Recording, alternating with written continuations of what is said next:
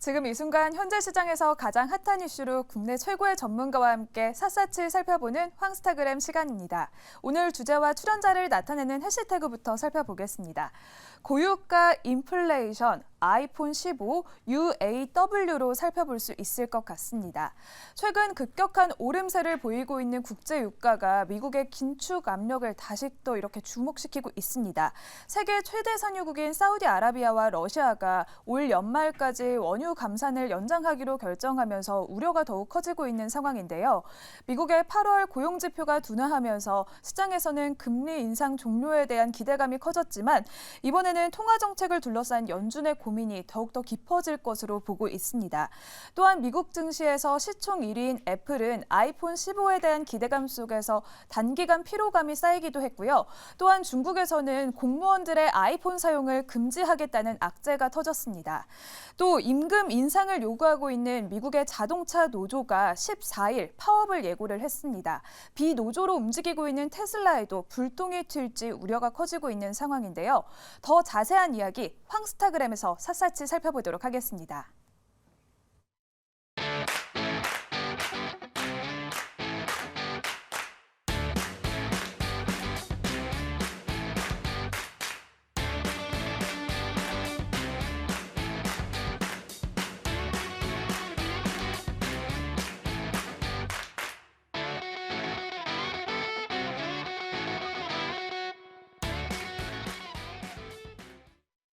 자, 급변하는 시장을 진단하고 그에 따른 대응 전략을 세워보는 시간, 황스타그램 시간입니다.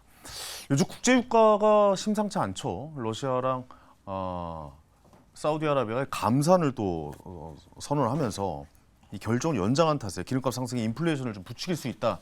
이런 영향을 준 것 같아서 어제 뉴욕 시장이 좀 많이 하락을 하는 그런 모양새를 보였습니다. 오늘도 저 매일경제TV 오는데 이 앞에 있는 주유소에 기름값 리터당 얼마인지 한번 봤다가 저는 깜짝 놀랐습니다. 2,500원이라고 써 있더라고요. 그래서 야, 지금 많이 오르긴 올랐구나 이런 생각을 좀 했었는데 그래서 아시아 시장도 일제히 하락을 하는 모양새였습니다. 미래에셋증권 디지털리서치 김석환 선임 연구위원과 이거 언제까지 갈지 이게 진짜 인플레이션에 큰 좀 악영향을 주지는 않을지 뭐 이런 거에 대해서 좀 자세하게 이야기 나눠보도록 하겠습니다. 어서 오십시오. 안녕하십니까? 네, 안녕하세요. 국제유가 치솟고 있어요. 이거 어떻게 된 겁니까? 2,500원 맞나요? 네, 저 어제 봤는데 오늘 봤어요. 오늘 봤는데 여기가 좀 비싸긴 한 것 같아요. 그러니까 고급 휘발유인 것 같습니다. 아, 고급 휘발유인가요? 그러니까요. 예, 얼마나 그럴 수도 고급진지 있겠네요. 모르겠는데 네네. 아무튼 국내 평균적으로는 그러니까 오피넷 기준으로 보면 1,750원 정도가 어제자 기준이었던 것 같거든요. 네네. 네, 근데 아무튼 국제 유가가 오르고 있는 거는 사실인 것 같다라고 네네. 보면 될 것 같고요. 준비한 화면이 있는데 일단은 뭐 저희가 이제 보통 보면은 서부 텍사스산 중진류 미국의 WTI와 그리고 이제 영국 북해에서 나오는 이제 브렌트유를 보는데 네. WTI 기준으로 보면 자 6월달 저점이 대략 한 60불대 중반이었는데 지금 보면 87불대까지 올랐어요. 그러네요. 엄청 상승했네요, 진짜. 네. 이렇게 근데 보니까요. 이제 이게 중요한 게 있습니다. 뭐 어떤 부분이냐면 절대적인 가격도 올라온 것도 중요하긴 하지만은 저희가 이제 보통 물가를 산정을 할 때 전월 대비 얼마만큼 증가했냐 또는 전년 대비 얼마만큼 증가했느냐에 대한 부분을 보는데 그 옆에 오른쪽 그래프를 보시면 네네. 그러니까 주황색으로 되어 있는 그래프가 전년 대비 증감률을 나타내는 건데 실제로는 지금 이전까지 그러니까 8월 달까지만 하더라도 전년 대비로는 계속해서 마이너스 증가율을 보였거든요. 그러네요. 근데 이번 달 들어서 플러스로 증감이 바뀌었습니다. 거의 맞닿아 있는데 약간 플러스가 난 그 거군요. 맞닿아 있는 거는 검정색 선이 전월 대비거든요. 아. 근데 전월 대비로는 이미 7월 달부터 전월 대비로 플러스 기여를 하고 있다라고 하는 그렇군요. 거예요. 자, 그런 측면에서 본다라고 하면 이게 물가 상승에 기여하는 바가 분명히 있다라는 걸로 이해를 하시면 될 것 같습니다. 그러면 물가 상승에 기인하는 바가 있다라고 평가를 한다면 금리 우리가 또 신경을 안 쓸 수 없잖아요. 그렇죠. 그리고 물가가 안 잡힌다라고 해서 지금 금리를 엄청나게 놓고 있는 건데 그럼 미국에서는 또 금리에 대한 이야기가 또 계속 좀 나올 수밖에 없겠네요. 맞습니다. 예. 이제 그렇다면 이제 그 전에 우리가 이제 봐야 되는 게 왜 이렇게 이제 유가가 튀는 모습들이 나올까에 대한 부분들을 좀 봐야 될 것 같은데, 네네. 그러니까 수급적인 부분은 봐야 될 것 같습니다. 결국에는 이제 이게 원자재이기 때문에 결국에는 수요, 필요한 쪽이 있고 이걸 공급하는 쪽이 있을 텐데 이런 부분도 봐야 된다는 측면에서 봤을 때 아까 네네. 사우디 얘기도 해주시긴 했지만 네네네. 공급 측 단을 좀 보면 다음 자료화면을 보시면. 오펙이라고 하는 주요 산유국 수출 협의체가 있는데 여기에서 보면은 뭐 사우디가 일일당 100만 배럴 정도의 감산 조치를 취했고요. 엄청나게 감사해요. 러시아 같은 경우에는 50만 배럴에서 30만 배럴 줄이긴 했지만 이 연장 시한이 원래는 시장에서 예상했던 게 대략 한 10월 정도면 끝날 걸로 예상을 했는데 네네. 이게 이제 엊그저께 발표 나온 게 올해 연말까지 할 거야 라고 했던 거죠. 이게 약간 서프라이즈 했던 거고 좀 시장이 쇼크를 줬던 부분이었다라고 보면 될 것 같고요. 그러면 전체적으로는 한 180만 배럴 정도가 줄어드는 규모가 된다라고 보면 될 것 같고 네. 그러면 지금 사우디의 생산 규모는 좀 어떻게 되느냐라고 하는 부분을 좀 보면 사우디가 전체적으로 보면 하루에 대략 한 1,200만 배럴 정도 생산을 할 수 있는데 지금 생산하는 규모가 900만 배럴밖에 되지 않습니다. 그러면 전체 생산 캐파의 한 75%밖에 되지 않는 거거든요. 그러네요. 네, 이게 지금 유가 상승에 상당한 동력을 제공을 하고 있다라고 보면 될 것 같고요. 네. 실제 작년 중반만 하더라도 거의 한 92% 정도 되는 가동률, 그러니까 생산 캐파 대비 92% 정도 되니까 생산 규모가 크게 늘렸다가 네. 지금 상당히 좀 좁혀져 있는 상황이다라고 보면 될 것 같고요. 네. 아까 이제 WTI를 보시긴 했는데 미국인들 같은 경우에는 이 가솔린 가격에 상당히 민감한 반응을 보이는데 지금 그러면 미국 유가 현황이 어떤지 좀 봐야 될 것 같아요. 그러네요. 다음 자료를 통해서 보시면 지금 이제 미국의 유가 같은 경우가 이게 지금 파란색 선이 작년입니다. 네. 작년 같은 경우에는 제가 2022년에는 이제 러시아와 우크라이나의 전쟁이 있기 때문에 상당히 좀 가격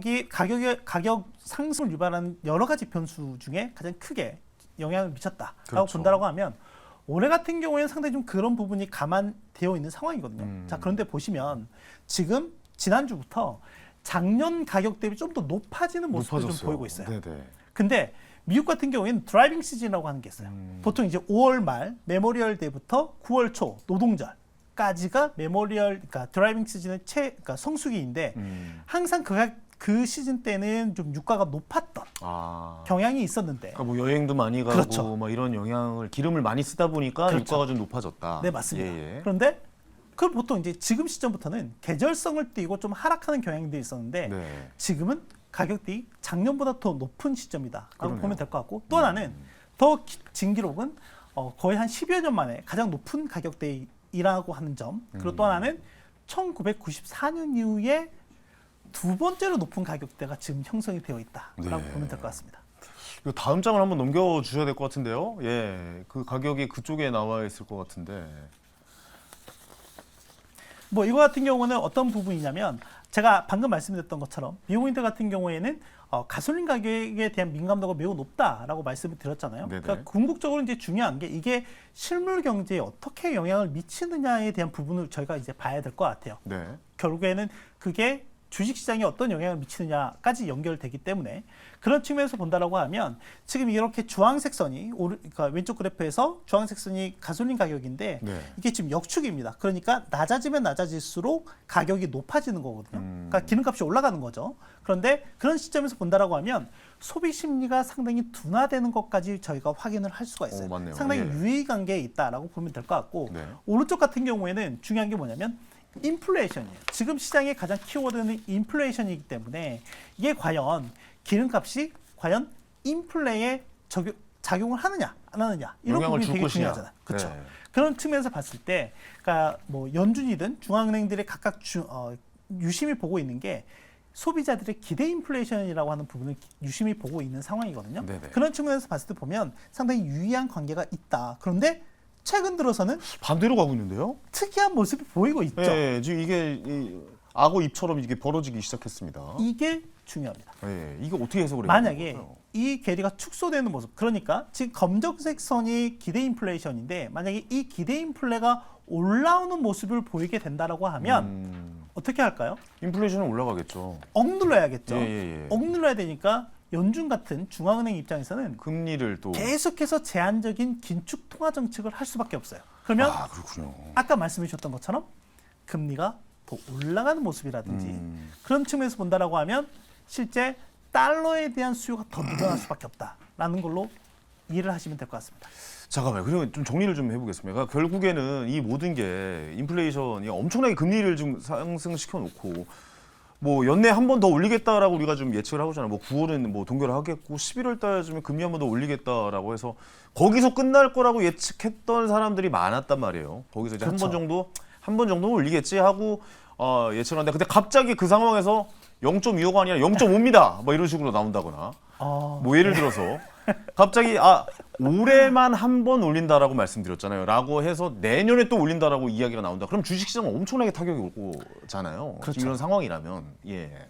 그러니까 실제로는 뭐 여기서 뭐 50bp 방금 얘기했던 것처럼 그렇게 올릴 가능성은 그렇게 거의 크지 없죠. 예. 않아 보인다라고 하는 거고, 방금 이제 보셨던 것 중에 기대 인플레가 상당히 잘 고정되어 있는 부분들이 좀 나타나고 있는데, 이거는 아무래도 현재 미국의 기준금리가 5.5%에 달하다 보니 여기에 대한 그 제한적인 이 긴축계에 대한 소비자들이 느끼는 바가 분명히 좀 있다라고 하는 거고요. 네네. 그런데 이걸 좀 넘어서는, 그러니까 그 틱업 포인트를 넘어서는 부분들이 좀 나타나게 된다라고 하면 기대 인플레가 움직이는 모습들이 나타나게 될 텐데, 그 부분에 대해서는 연준이 상당히 좀 조심스러워한다라고 좀 보면 될 것 같고, 제가 지난달에 이 자리에 나와서 이제 황현희 앵커한테 질문드렸던 것 중에 하나가, 이 향후에 이 인플레 전망을 할 때 이미 하나의 큰 산을 그렸고 앞으로 하반기의 움직임이 매우 중요하다라고 그렇죠. 말씀을 드렸던 적이 있는데, 기억납니다. 이제 그런 부분들이 최근에 좀 시장에서 나타나고 있는 것 같다라고 한 것을 봤을 때, 그래서 유가의 움직임을 좀 볼 필요가 있을 것 같아요. 그래서 그러네요. 이제 제가 준비한 게 뭐냐면, 유가가 향후에 인플레에 얼마만큼 영향을 좀 미칠 수 있을까에 대한 그 경로를 준비한 화면이 있는데, 좀 네네. 자료 화면 좀 보여주시면, 일단 소비자 물가 내에서도 저희가 이제 보통 볼 때 에너지 가격에 대한 부분들 많이 보는데, 지금 네. 보시다시피 소비자 물가 내에서, 미국의 소비자 물가 내에서 에너지 가격과 전체적인 움직임을 보면 상당히 유의미한 관계가 좀 나타나고 있다라고 네. 하는 거고, 저 맨 끝에 동그라미 쳐져 있는 거는 뭐냐면 앞으로 향후 경로에 대한 부분이거든요. 이걸 좀 더 자세히 좀 살펴보면, 네. 다음 자료 화면을 통해서 좀 살펴보시면, 지금 이제 유가 같은 경우가 지금 3개월 연속 상승하는 모습을 보였기 때문에 이제 계속해서 저희가 좀 가정할 수 있는 여건들이 좀 많아졌거든요. 그러니까 3개월 전에는 배럴당 한 82달러일 때, 그리고 지난달에는 배럴당 82달러일 때, 현재 시점에서는 배럴당 86달러일 때, 이게 어떻게 물가에 영향을 미칠까에 대한 부분인데, 네. 다음 화면을 좀 보여주시면 좋을 것 같습니다.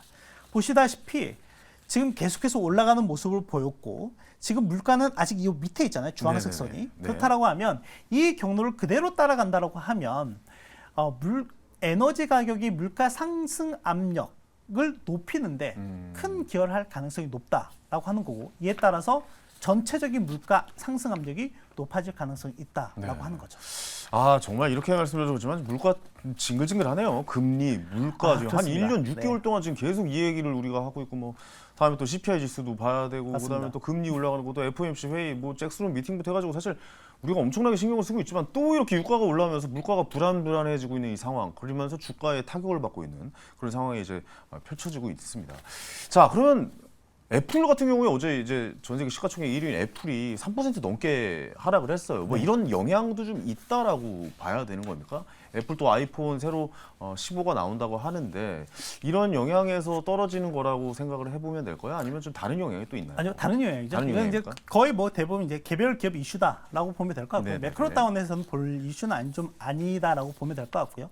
일단은 이제 다음 주에 아이폰 15가 공개될 예정이다라고 그렇죠. 보면 될 것 같고요. 근데 이제 중요한 건 그런 것 같아요. 뭐냐면, 제가 일단은 이제 애플을 커버하는 담당 애널리스트는 아니기 때문에 네네. 전체적인 그러니까 전체적인 시장 입장에서 본다라고 하면, 지금 이 검정색 선이 뭐냐면 단기적으로는 한 50일 또는 우리나라에서는 60일 이동평균선을 많이 보거든요. 네네. 그런 측면에서 본다라고 하면, 이 이동평균선이라고 하는 거는 매일매일 나타나는 그 가격에 대한 시장 참여자들의 합의점이라고 보면 될 것 같아요. 네네네. 자, 그런데 지금 이 검정색 선이 올 초부터 쭉 올라가는 모습을 보이다가 지금은 없겠네요. 옆으로 누웠습니다. 네. 옆으로 누웠다라고 하는 얘기는, 저는 이렇게 판단을 해요.